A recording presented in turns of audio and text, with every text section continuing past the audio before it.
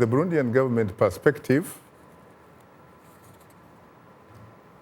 we are joined by President Pierre Nkurunziza's senior advisor, Willy Nyamitiwe, who joins us live via Skype from the Belgian capital, Brussels.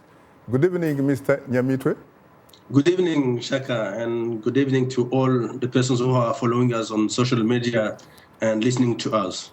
Well, thank you very much for joining us finally, Mr. Nyamitiwe, because I really have to apologize because the last time you were supposed to be on this program, I believe was a couple of days before the presidential poll, but unfortunately, due to circumstances beyond our control, we were unable to interact with you.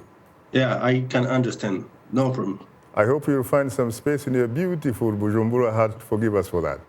Yes, and we hope you visit Burundi very soon because Burundi is a very nice country waiting for your visit. Some journalists are coming in Burundi, but we are missing you, Shaka. Interesting. Any particular reason why you are missing Shaka Sali, the kid from Kavari, southwestern Uganda? Because you cannot continue talking about Burundi without visiting Burundi. I think you should come and pay a visit to Burundi and know the other part of the story in Burundi, because some stories that you are getting spread by some social medias or some even some journalists, sometimes they are wrong. So you have to come on the ground, see what is happening really in Burundi. Very interesting. Now talk to us about the just ended election. Of course, you've been quoted as saying it was peaceful, free, fair, and credible. And yet, many in the international community, in fact, seem to have the opposite view. Yes, they agree it was peaceful, but certainly not credible. Neither was it free. Frankly, what do you say to that?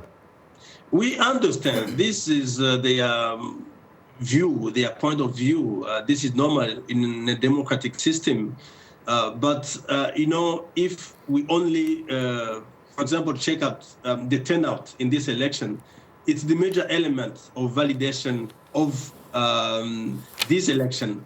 People were expecting us to fall down into a very huge crisis, a very terrible war, but the war didn't come. So I think people should come back and really recognize they got us wrong, in a wrong way, and understand that Burundians, we wanted to go to elections. We wanted to replace our elected institutions from 2010 by others elected in 2015. So it's our elections, and it belongs to Burundians to really recognize and validate these elections, not strangers or our partners. They cannot come and decide on our behalf.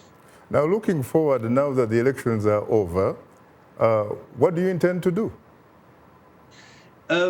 What we are going to do now is to continue. Now, the parliament is being set up. We are going to get a new government in coming days, but some discussions are going on to see how we can put in a government of national unity and to continue telling Burundians who fled the country because of rumors to come back in the country. If you go to the border, now there is a very huge traffic of people coming back home because nowhere can be better than home. So people are coming back home because they went away because of only rumors. Now, when you talk about the possibility of a government of national unity, if you were to talk to us from the deepest, better part of the bottom of your Bujumbura heart and soul, are you sincere about sharing power with your political adversaries, or is it merely, as some would say, a question, frankly, of sharing positions? No. We are not only sharing positions. In our country, we have our constitution that urges us to put on government of national unity. But unfortunately, to be part of the government, you have to get at least 5% from the legislative elections. So if we look at what happened in Burundi, none of the political parties from the opposition got 5%. So that means also that the new cabinet is going to be 100% made by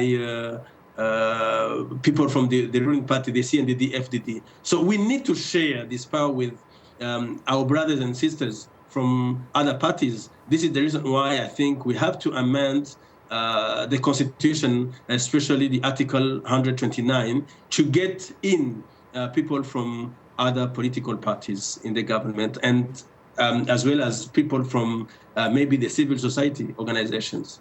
Now, in the past, you had a first vice president from the major opposition party, UPRONA, correct? Yes. Now, looking at the recent election results, it doesn't look good for UPRONA. How are you going to go about it? Yeah, it doesn't look good for UPRONA, but about the vice president, this is not a problem. A vice president can come from any other party that is maybe contains the majority in ethnically basis. That is different from the ruling parties or the president. So I think for UPRONA, this is not going to be a problem to get the same post in the upcoming cabinet. I see.